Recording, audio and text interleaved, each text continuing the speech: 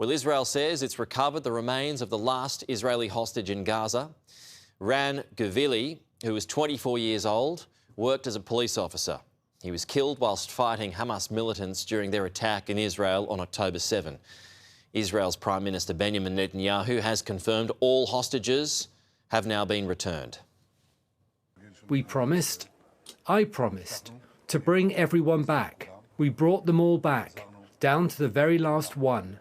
Rani, a hero of Israel, went in first and came out last, and is returning home.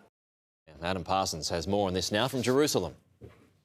Ran Gvili was killed in the morning of October the 7th when he effectively, despite being injured, volunteered to go to a kibbutz and try to repel the Hamas fighters who were attacking on that morning. He was killed. His body was taken into Gaza. Now, normally in the past, we've had a process where Hamas has said that a body is going to be handed over and that it has been given over with some ceremony, sometimes taken back into Israel and then identified.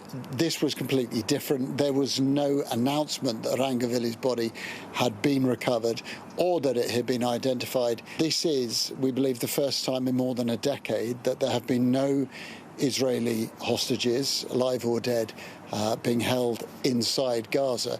So it is a significant moment. The first phase of this peace deal that was drawn up months ago said that Hamas had to hand back all of these hostages. Well, now all of them have been returned to Israel, returned for allowing for burial. So the question is what happens next. The first big question will be around the opening of the Rafah crossing. The Israelis had talked about that being open for pedestrian traffic in both directions. Suddenly, a lot of cogs and wheels and mechanisms are going to come into action. And right now, nobody knows what the pace will be of progress. It is once again fueled by optimism and political ambition. But the reality in Gaza, where so many people are living in such difficult, miserable conditions, where so many tens of thousands have been killed by war, is that there is a desperate hope for a better life, but a kind of cynical view that they'll believe it when it happens.